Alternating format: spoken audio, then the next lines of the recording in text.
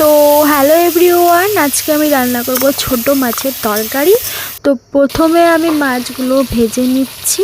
আর বাবা যে মাছগুলো আজকে বাজার থেকে এনেছে আমার খুব ফেভারিট, তো আমি মাছগুলো ভেজে উঠিয়ে রাখবো। তারপরে আরও কিছু পরিমাণ মাছ আমি ভেজে নেব, কারণ একবারে তো সবগুলো মাছ ভাজা যাবে না, ভেঙে যাবে, তাই আমি দুবারে ভেজে নেব।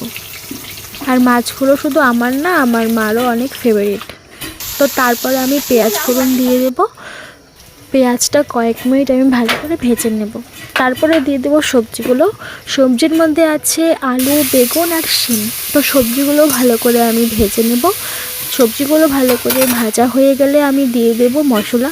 তো মশলা আমি পেস্ট করে রেখেছিলাম কাঁচা লঙ্কা, জিরে, ধনে গুঁড়ো আর হাফ পেঁয়াজ। তো সব একসাথে আমি পেস্ট করে নিয়েছিলাম। এখন সেই মশলাটা দিয়ে ভালো করে সবজিগুলো ভেজে নেব। আর দিয়ে দেবো হলুদ গুঁড়ো আর নুন, তো আগেই দিয়ে দিয়েছিলাম। তো সবজিগুলো আমি ভালো করে ভেজে নিচ্ছি।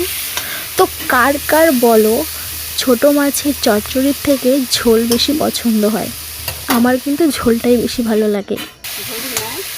মাখো মাখো করে আমার মা এই তরকারিটা করে, আমার খুব ভালো লাগে। মার থেকেই আমার এই তরকারিটা শেখা, সব রান্নাই মার থেকেই শেখা আমার।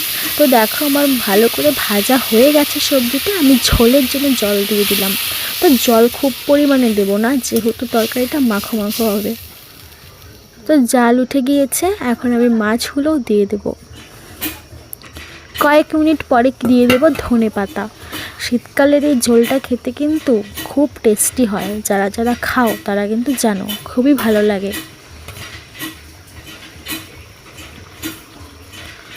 এই তরকারিটা হলে আমার আর কিছু লাগবে না সাথে, আমি এটা দিয়েই খেয়ে নেব।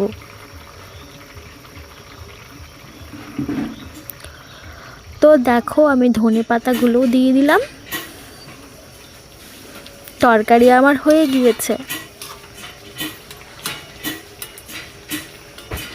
আর আমি যখন এডিট করছি, যখন আমি খেয়েছি না, খেয়ে আমি মুগ্ধ হয়ে গিয়েছি, কারণ সত্যি খুব টেস্ট হয়েছিল।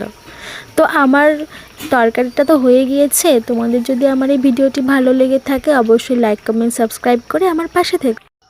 তো দেখা হচ্ছে আবারও কালকে। আজকের মতন টাটা। ভগবানের কাছে এই প্রে করি তোমরা খুব ভালো থাকো, সুস্থ থাকো।